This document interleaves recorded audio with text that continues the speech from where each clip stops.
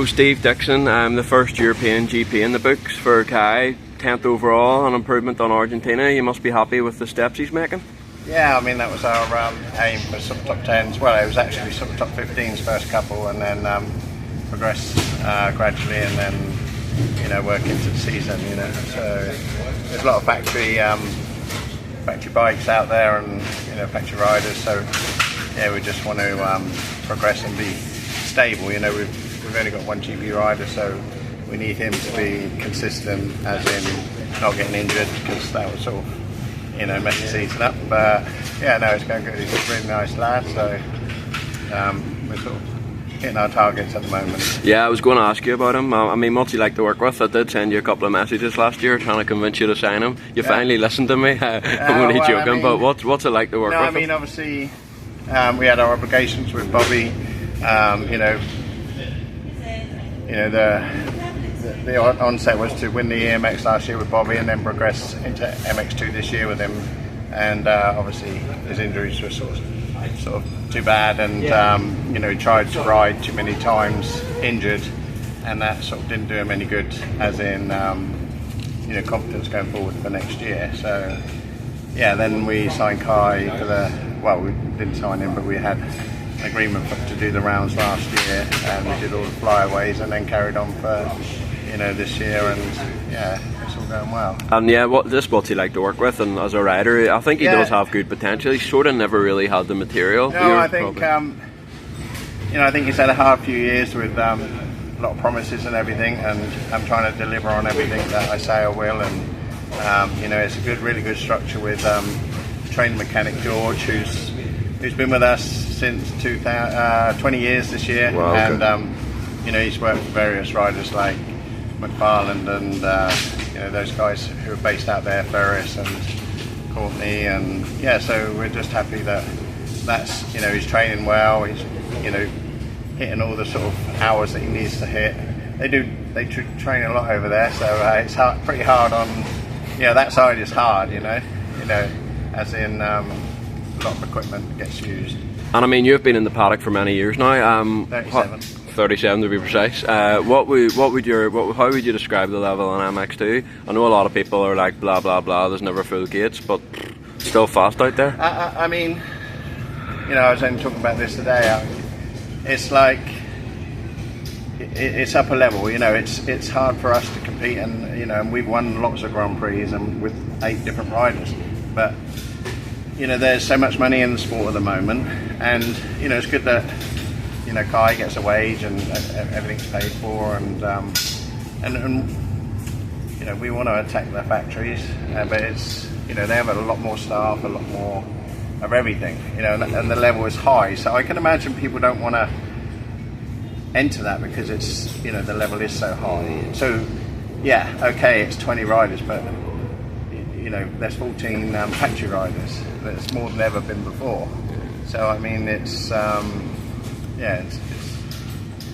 think it's in a good place because you've got 2 groups of EMX 250, and as you see with Balin, with Razulas coming in, they've been honed. That never used to happen. I mean, plenty of people could step up into MX2, and maybe it's an easier route from 20 downwards, but you're never going to progress. Whereas in EMX, if you shine, then you'll get taken on, and especially with the age group, and then it roller coasters into MXGP, and that's stacked. And just on the paddock at the minute, it's probably not in the best place it's ever been. Do you think personally it's getting harder for the likes of you, team manager for you, or not? Yeah, I mean, this is the first year that I haven't had a title sponsor. Okay. So we just got KX on the side panels. I'm not one to I want to try and prove ourselves with the results again. Our results have not been great over the last few years, with injuries, and like Jack was hoping for some better results, but he had injuries, Bobby had injuries, but yeah, we're not shy to run at the top, but I think it's just I don't know, there seems to be an anti-GPs in the British, in the British sort of press and everything like that, or you know, the riders and that. It's not that bad. If it works for countries like Latvia and Slovenia and all those places, then you know it can work for the Brits. I think, as I keep saying, you know, I think the British riders, you know, they need more heart. You know, it was good to see, you know, Billy Askew. I messaged him last week, you know, when he had 3 DNFs in the British, and I said to him, look, McLaren just had 2 cars, didn't start China, and they got 3,000 workers, 2 constructor titles, 1 world title, 1 world champion. I said, it's motorsport, it's difficult. So, yeah, he was thankful for that. But no, I think we have some British coming up, but I don't know, the British seem to think they've made it before they've made it, and yeah, I'm not afraid to say that. That's their sort of mentality, and they need to dig deep. And you see the people hearing warnings and all sorts, and you know, come from afar, and yeah, you know, I think we need some good grit. And one British rider you do have under the awning is Taylor Hamill. Obviously, he's focusing on the British Championship. Yeah. He does love a 4th place finish, but his 4th place finish this year is probably his most impressive one so far, because that class is stacked. Again, you know, like I think it's you know, Taylor, we took Taylor on a few years ago and on the 250, and he started to do well, and then he injured his thumb in the Dutch GP, and that was sort of, yeah, that was the end of it. Then you know, then he, you know, went to wherever he went, and now he's back with you know, with doing the 450. But I think, yeah, again, you know, he's getting a wage, you know, to do, you know, the British, which is okay. And you know, I noticed that, you know, like you were saying about stock 5, but a stock 450 nowadays is bloody good. True. You know, we didn't put 5 on it because DVR have just moved, and so they were getting supply difficulties.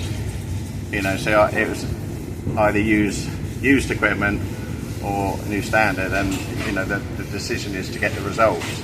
And yeah, he did well, but there's a huge gap to here, huge gap. Well, that was my next question. I think I was speaking to either you or Taylor at the end of last year, I can't remember who, and I think the plan was to do 5 or 6 GPs this year. Is that still in the plan? Yeah, I mean, that might change because he's going to be a dad now, right? I think so. Yeah, it's time comes up quicker than, you know. You don't want to be here just making the numbers, and it's a big jump from British Championship, as in like the size of the jumps, the speed, the intensity, and it's not that Taylor can't do it, but you need to train for sort of, you know, quite a few months on that sort of stuff. Otherwise, you'll get hurt, and yeah, you don't want that. You know, yeah, you know, he's still young enough to have a good season in British, and then who knows, then to try some GP. I mean, Foxhill, you know, at least. Yeah, I mean, he likes Foxhill. Yeah, we do that obviously, and yeah, we'll sort of try and get him going up there. I mean, do some practicing at Ashdown. It's not that long to the French GP when you think about it. What can you tell me about Courtney Duncan? Is she going to be there or not? And if she is, will she be riding for yourself? Oh, well, I mean, yeah, I don't know. I think she was going to race this weekend in the Oceania. I don't know if she raced. She needs to be satisfied that she can ride well and that she's capable of being at the top. I have said it's an easy calendar. We would help out and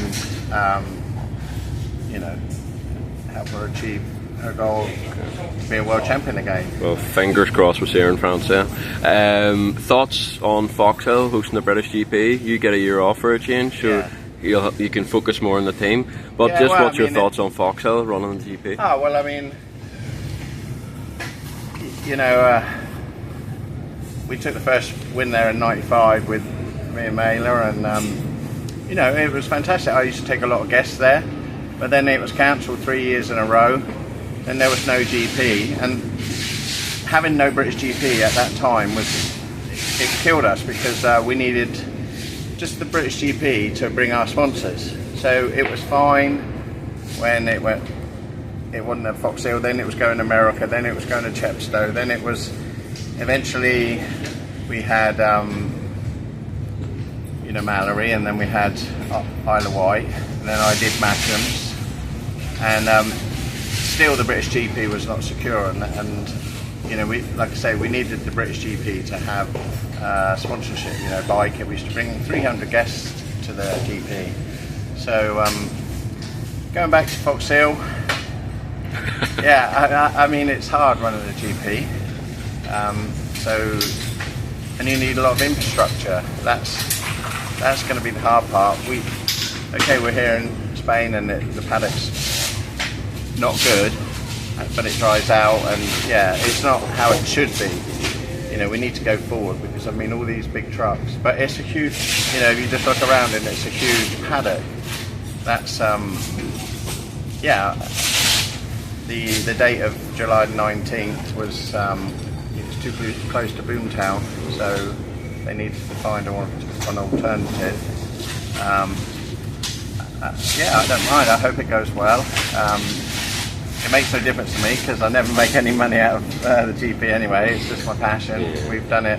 We have a small group of people that are passionate about it and help out, and you know, we feel obliged to do it. So. And Foxhill does have a 2-year contract, but in the future, would you be open to bringing a GP to Mallory, or maybe even the Nations, and also the British Championship? Would that be a possibility? Yeah, maybe. I mean, I'm not against that, but it's, you know, it's a big track to get ready. We did speak about doing a British Championship or even international.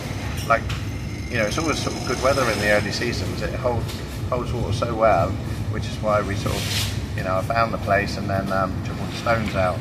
But then,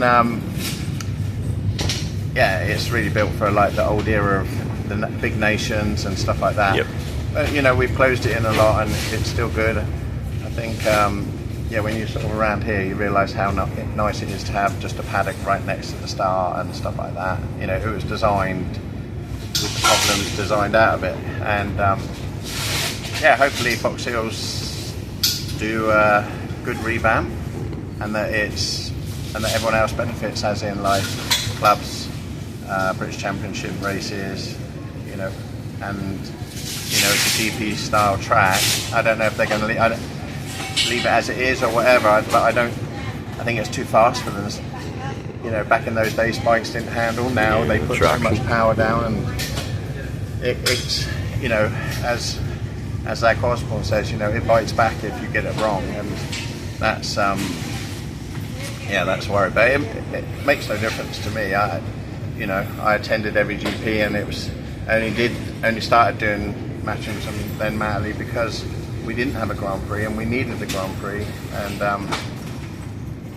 yeah, it's what the crowd need. I hope it goes well. We'll be there, so I hope facilities and everything are good, and that it's not a struggle, because it would be embarrassing to be British, and you know, we need to do a good job. That's where motocross started, and yeah, but probably people don't realise that actually Matley's held a lot more GPs than Foxhill. Well, there we go. Thank you very much for that. Much appreciated, and we'll see you later in the year.